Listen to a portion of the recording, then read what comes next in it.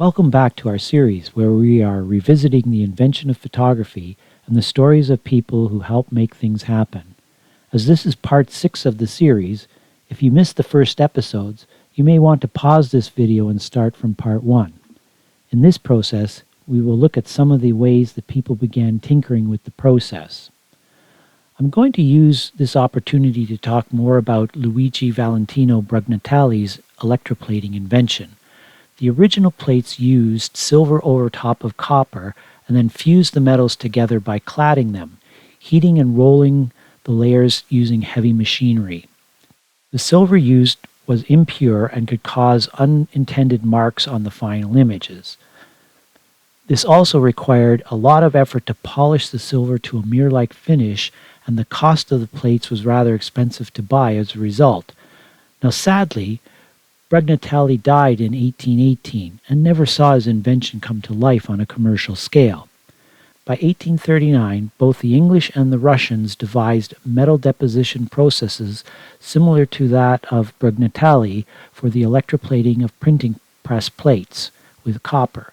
Finally, the French Academy of Sciences realized that something they had might be a benefit to the French invention of photography and revisited Brugnatelli's research. The information was disseminated in scientific journals and academy reports, introducing Luigi's work to a broader audience. A silver electroplated plate cost less than half the amount paid for a clad plate. Pure silver that was deposited made it faster and easier to polish to make the plate ready to sensitize. With the launch of photography well underway, more and more people started jumping on the bandwagon and start to make their own contributions to help advance this novel art form. Born in the Kingdom of Hungary, Joseph Pretzval had a PhD in engineering, was a mathematician, physicist, and an inventor best remembered for his work in optics. As mentioned previously, the Wollaston Chevalier lens had an aperture of f/16, which was quite small. He labored for 6 months to come up with a portrait lens. His 160mm focal length lens had a much faster aperture of f3.5, which was over 4 stops brighter than Chevalier's, allowing exposure times to drop to 15 to 30 seconds, depending on the plate chemistry used. He entered into an agreement with entrepreneur Peter von Voigtlander and ended up in a dispute over who had the right to produce Pretzval's lenses in 1845. Sadly, Pretzval's home was broken into in 1859, and his manuscripts, which were a result of many years of research, were destroyed. Pretzval never managed to reconstruct the lost documents.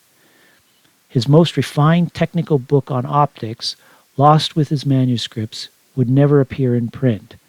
It should be noted that Pretzval portrait lens and opera glasses are still in use today, and Voigtlander is still developing and manufacturing camera lenses.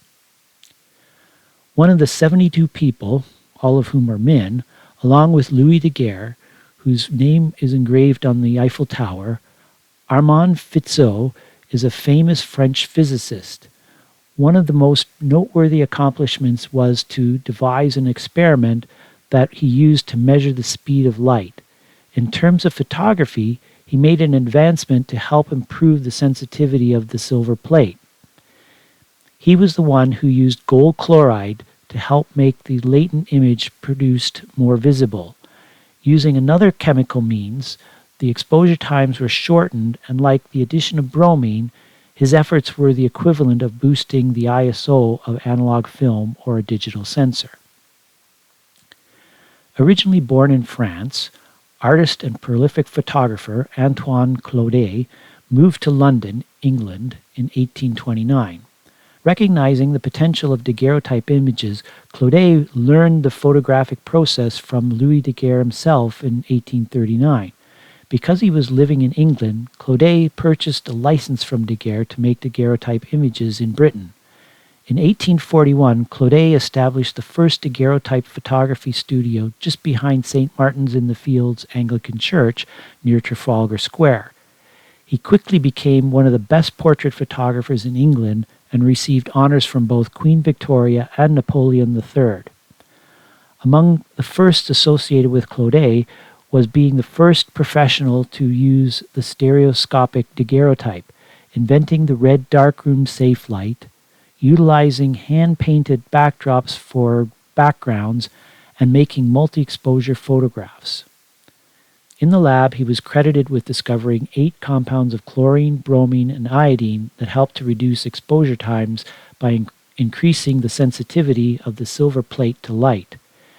He found that the use of chloric acid could reduce exposure times to half a second. As one of the best portrait photographers in England, he was also one of the most prolific. He was estimated to make 1,800 photographs a year. Less than a month after his death in 1867, his most valuable photographs were lost in a fire. Also, his son, Francis George, became a noted amateur photographer in Canada. We have already talked about English polymath, astronomer, mathematician, chemist, and inventor Sir John Herschel and his groundbreaking contribution for discovering a fixer for silver nitrate. Having served as a 3-time president of the Royal Astronomical Society, Herschel gave names to 7 moons of Saturn and 4 moons of Uranus. He also had a passion for studying botany, and this led him to invent the cyanotype photographic process, commonly called blueprint. Less expensive compounds of iron that were reactive primarily with UVA, 300 to 400 nanometer light, ferric ammonium citrate or ferric ammonium oxalate were used in combination with potassium ferrocyanide, and only water was needed to develop and fix the process. Herschel was also credited with being the first to use the terms negative and positive when describing a photographic process. Developments in silver plating in Birmingham, England in 1840 created superior materials for the use in making daguerreotype images. George Shaw, a scientist at the British Royal School of Medicine and Surgery, was an early adopter of photography and a pioneer in the use of electroplating in photography. Now it should be noted that George Shaw, who is not the playwright George Bernard Shaw, was also making daguerreotype images without a license to do so. This technically put him in violations of the laws and restrictions at the time. Shaw and his other scientists in the UK felt constrained by the licenses and wanted to explore and advance this medium. He recognized that silver plating offered a purer form of silver to work with. He also used bromine vapor instead of iodine to shorten exposure times. With these 2 modifications, he was able to demonstrate his speed at making daguerreotype images. Please join us next time when an accidental discovery leads to a Band-Aid solution, we get some scrapbook images, someone floats an idea, and we get a Kraken solution and more. We look forward to you being with us.